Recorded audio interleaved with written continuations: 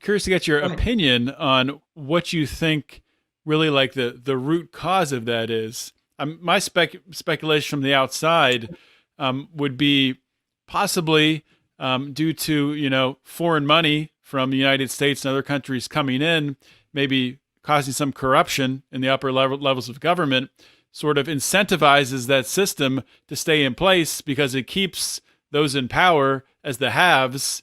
They get what they want. They live a fairly comfortable life, and there's no incentive for them to create policies and systems that would help the poor and middle class to thrive.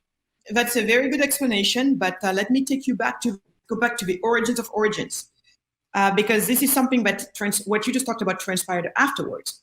But you see, for most of us, including me for the longest time, when we think about Africans, when we think about the story, the history of Africans, Black Africans in Africa itself, we tend to think about it only, our reference point starts usually with slavery. I have noticed that for me, it was something unconscious. And I've noticed it's the same for most people. When you think about Africa, the story or the history of Africa, for most of us, it starts with slavery. But there were people there before the white man ever set foot on the continent. And who were these people? What were they doing? How were they living?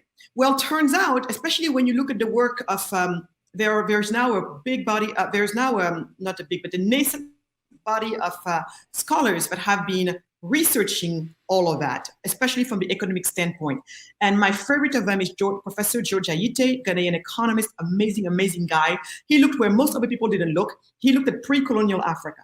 And page after page after page of his biggest piece of work, which is called Africa Unbound, he's showing that basically pre-colonial Africans were practicing the free markets and the free enterprise. That we had some of the most sophisticated trade routes as well as trading setups. So pre-colonial Africans were free enterprise people. They were free marketeers. And the research shows it, and it's coming out more and more from other scholars that that was the case. Then came slavery, which we all know what happened and blah, blah, blah. Then colonialism, all of that. But see, towards the end of colonialism, when most African countries were about to get their so-called independence, we're now talking about the late 50s, early 60s. Remember, John, what was happening back then? We were at the height of the greatest ideological battle of all times, as represented on one end by the concept of freedom, primarily, represented by the Western Bloc, facing the various concept of statism, communism or socialism, as primarily represented by the Eastern Bloc, right? Remember, we were like in the Cold War, all of that. So these two big blocs on the northern hemisphere were fighting for influence to implant their ideology, and so they were fishing for influence on the southern hemisphere, and equatorial, place countries, and so. But when they were doing that, what happened, at least for us in Africa, we said we're now just coming out of colonialism, which was a horrible time. Before that, we had slavery. So the African who fought for liberation, we're talking about Thomas Sankara, we're talking about Julius Nyerere, we're talking about all of these things, Rawlins in Ghana. So they're just coming out of this terrible, terrible, terrible phase of our continent, and now they're thinking, these two ideologies of fighting each other. On the west, we have a Western Bloc, we have an Eastern Bloc. Well, it turns out that the people who enslaved us and later colonized us happen to be Westerners. Therefore, their enemies are going to be our friends. That's when we went to bed with a social Marxist, with a Marxist socialist Leninist of the time. And as a matter of fact, many of these liberators, these African liberators, were actually trained in the Eastern Bloc. Many of us did not spend so much time in Africa, to tell you which. So, and they came together, almost all of them, without exception, except maybe Botswana, came together, and basically there is now an allegiance being made to to Marxist socialism. Done. It's like the West enslaved us. Whatever they're promoting must be evil. And in this case, they're promoting capitalism. So we are not going to go for capitalism. So when they did that, we made the fatal mistake. We threw the baby out with the bathwater, period. And so now you have these African nations that are finally supposedly free and independent. And guess what? Most of them have socialist presidents. The few that are not socialist, the communist presidents. Fatal mistake. And as you know, it's not just an ideology. Ideologies turn into manifest into policies. So we all know that socialist and communist policies have never bred prosperity anywhere. They still are trying, but it hasn't worked anywhere. Even a communist China, when they became serious about wanting prosperity, they had to create the SEZs, special economic zones, which are among some of the most free market zones there are in the world. When they wanted prosperity, they had to bite the bullet and go for capitalism for the economic system. So anyway, we had done that. This is why for the past 60 years, we had absolutely nothing to show for it. Nothing. And in the process, the West is looking at this and being like, oh, gee, isn't it terrible? Look at the poverty over there. We must send them foreign aid. And so as they send the foreign aid, our leaders are thinking, wait a second, I can buy a chateau in the south of France. I can buy, when my daughter gets married, I have 747s flying around the world full of my best friends and the champagne on the cargo section. I mean, insane stuff. This is where most of the aid money goes, foreign aid.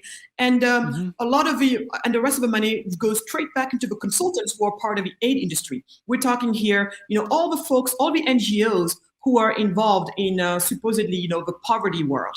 Watch Poverty Inc. It's on Amazon and Netflix and many other places. It will show you exactly that poverty and aid is an industry, and we're talking trillions of dollars. It goes to everybody except for the people who need it. So what happened in the process is, all of a sudden, through this process of foreign aid, what you have done is you have done two things.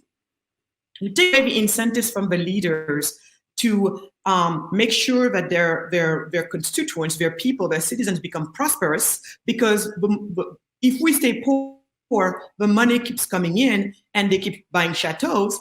And at the same time, you also built a mentality of dependency in a lot of people, because that's what happens after 60 years of just waiting for waiting for help.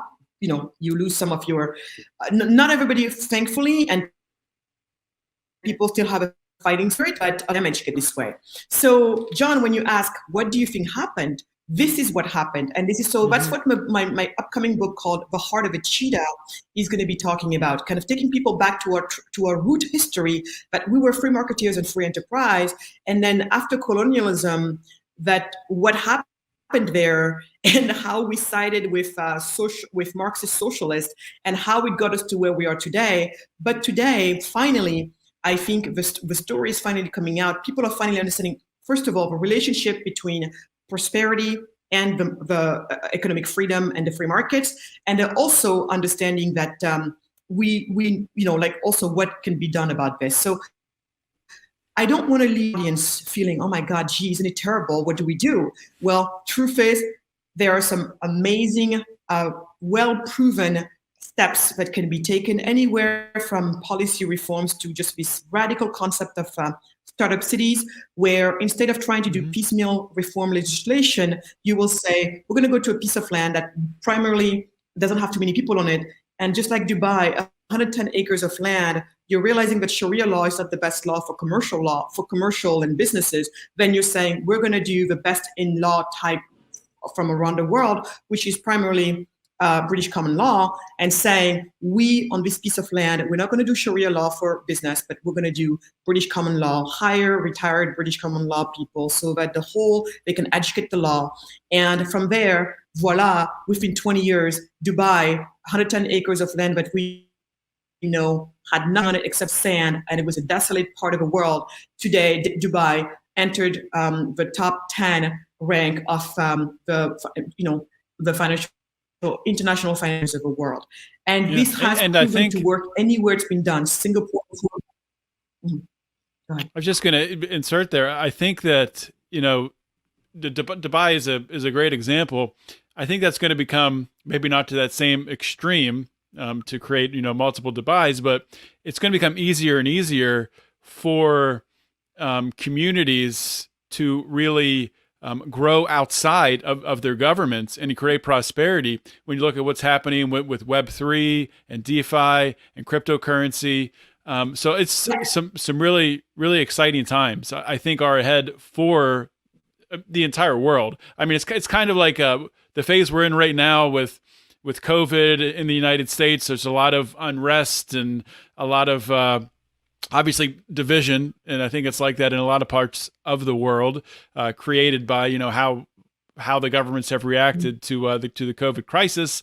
But I think on the other side of this is the unimaginable prosperity for the human race.